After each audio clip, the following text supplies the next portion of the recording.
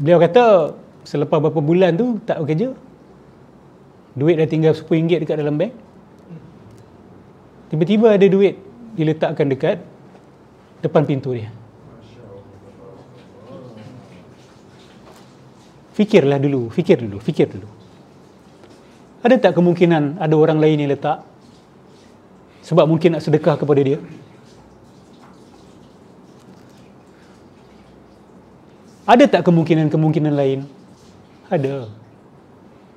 Saya bukan menuduh, cuma saya nak minta kita membuka fikiran kita. Amalan-amalan yang hulu, siapa suka? Syaitan suka tak? Syaitan suka.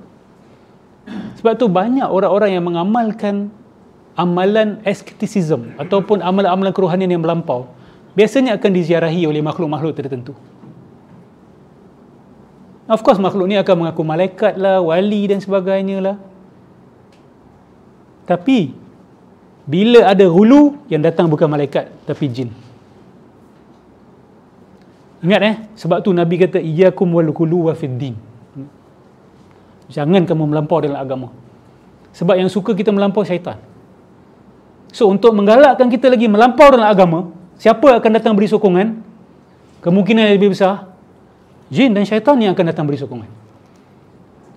So ada tak di sana kemungkinan sebab jin dan syaitan tu suka pelampauan yang dia buat, maka mereka nak kekalkan dia dekat dalam jalan itu, mereka berikan anugerah-anugerah tertentu. And these things happens. Tu Dr. Jahid Siddiq juga menceritakan salah seorang kawan dia dalam perguruan yang sama, tarikat yang sama.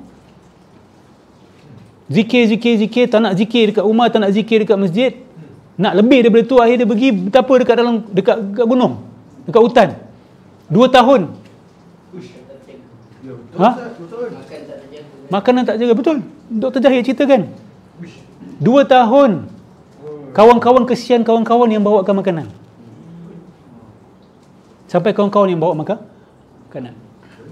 Bila ditanya, Dr. Jahid interview dia, tarikat dia tak silap saya Syekh Abdul Qadir Jilani dia datang kan. Asalnya tarikat dia bukan daripada line Syekh Abdul Qadir Jilani. Yes, Ahmadiyah. Lepas tu ada Ahmadiyah Qadiriyah. Pelik kan? Sebab Qadiriyah datang dulu daripada Ahmadiyah. Tapi sebab dia dakwa dia diziarahi oleh Syekh Abdul Qadir Jilani, maka tarikat dia Ahmadiyah Qadiriyah. So saya nak tanya, bukankah dia diziarahi oleh syaitan, jin, kerana amalan dia melampau dekat gunung tu? Bukankah itu poin yang cuba disampaikan oleh Dr. Jahid? So apabila ada hulu, apabila ada pelampauan, akan ada yang bertepuk tangan. Sebab itu bukan lagi sunnah. Itu bukan lagi sunnah. Apa Allah kata pasal rahbaniyah? Tengok ni. Ayat 27 suratul Hadid. ثم قفينا على آثارهم برسلنا وقفينا بعيسى بن مريم وآتيناه الإنجيل وجعلنا في قلوب الذين اتبعوه رأفة ورحمة ورهبانية ابتدعوها ما كتبناها عليهم إلا ابتغاء رضوان الله فما رعوها حق رعايتها فآتينا الذين آمنوا منهم أجرهم وكثير منهم فاسقون. Pengajaran dah ada dah. Allah kata apa? Kemudian kami iringi sesudah mereka, iaitu nabi-nabi sebelum itu, Nabi Ibrahim, Nabi Nuh, kami iringi dengan rasul-rasul lain, dengan Isa anak Maryam, dan kami berikan Injil kepada dia. Dan kami jadikan hati-hati mereka yang mengikut Isa kelembutan dan kasih sayang. Betul tak? Tengok Mother Teresa. Dan Christians antara yang paling banyak buat humanitarian aid. And dia antara yang paling banyak cerita pasal love. Betul, Allah cerita benda ni. Allah jadikan pada hati mereka kasih sayang dan kelembutan. So the Christians kalau dia baca Quran dengan jujur, dia akan find bahawa Allah is very objective with you. Allah kritik you, tapi dalam masa yang sama Allah puji you. Wa rahbaniyatan ibtada'uha. Kemudian mereka ada buat satu bid'ah yang mereka reka-reka, iaitu rahbaniyah. Rahbaniyah ni apa? Asceticism, monasticism. Iaitu apa? Itulah pergi padang pasir, beribadah saja, tak nak kahwin, tak nak ada anak, tak nak kerja, tawakal fully. Jauhkan diri daripada masyarakat, duduk dalam gua. Dulu banyak monasteri dekat negara Arab pun ada, dekat Mekah Madinah pun ada. So orang Arab dulu, orang Muslim dulu pernah jumpa dengan orang-orang ni.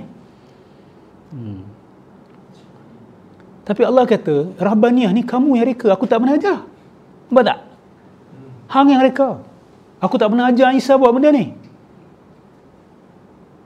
Nabi Isa makan tak? Minum tak? Yes.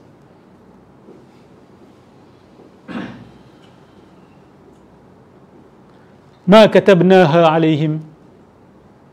Ini bukan sesuatu yang aku tuliskan, aku tak wajibkan atas mereka, aku tak perintah.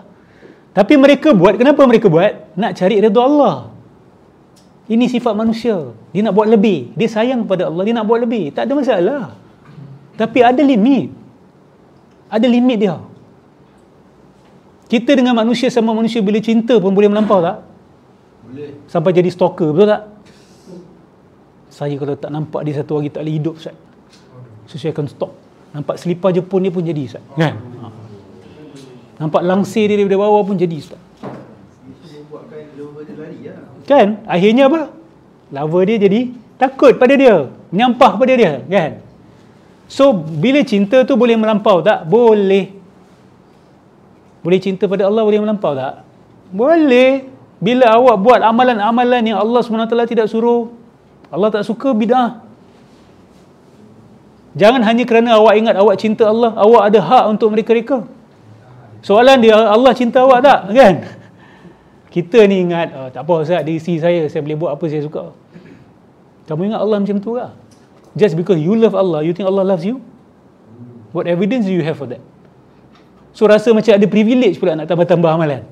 Nak buat reka-reka. Rasa macam ada privilege. Nabi SAW pun tak tahu sahabat yang meninggal ni masuk syurga ke tak. Dia boleh confident dia ni wali Allah. Orang-orang sekeliling ni boleh kata ni confirm wali macam ni. Bila kritik Pak Sumit je orang akan ancam. Hati-hati mengkritik wali Allah. Dapat wahyu ni. Saya tanya awak tahu dia wali daripada mana? Kemungkinan dia orang soleh. Sudahlah. Awak nak kata wali, lepas tu siap ancam orang, itu dah sampai tahap yakin, awak dah taqawul, awak dah buat cerita.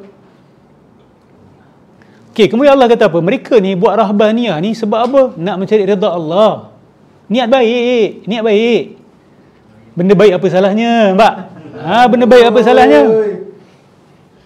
Lepas tu Allah kata apa? Fama ra'auha haqqa ri'ayatiha. Tetapi mereka gagal berpegang dengan apa yang mereka sendiri jaga. Mereka sendiri janji nak buat. Penting tak point ni? Sebab tu Allah tak wajibkan. Sebab Allah tahu manusia tak boleh buat. So bukti dia apa? Allah kata, yes, the Christians, they place upon themselves monasticism, but they were unable to fulfill it themselves. Mereka janji macam-macam, tapi langgar. Tak nak kahwin, tapi akhirnya skandal macam-macam, betul? Tolonglah, Allah knows you better. The prophets knows us better. You will not be able to do it. Jangan pula nanti ada yang kata, yang tak mampu, tak mampulah. Saya mampu, Ustaz. Jangan. Once you start, everyone else will follow. Don't start it. Jangan kata, saya mampu. Saya tak kahwin pun saya okey, Ustaz. Saya tak ada nafsu. Hang apa, mati pucuk lah. Saya tak ada nafsu, saya okey je. Kan? Saya nak amalkan, keras. Saya tak nak tidur, saya nak tidur 1 jam je satu hari. Saya tak nak berkahwin walaupun saya ada peluang. Saya nak puasa hari-hari. Saya nak minum kopi. Kan? Pastikan mulut saya berbau kopi setiap masa. Manusia boleh dakwah macam tu. Ada sahabat dia datang jumpa Nabi, ya Rasulullah. Tak silap saya, Quran ni nak berapa... Sorry kalau saya salah, betul kan? Sekejap, saya tercampur sikit, campur aduk. Sahabat ni dia minta nak buat lebih. Apa tu? Bukan tu. Tak apalah. Saya rumuskan saja. Sahabat ni dia nak buat lebih. Nabi kata dah, stop deh. Dia kata aku boleh buat lebih daripada tu ya Rasulullah. I can do more than that.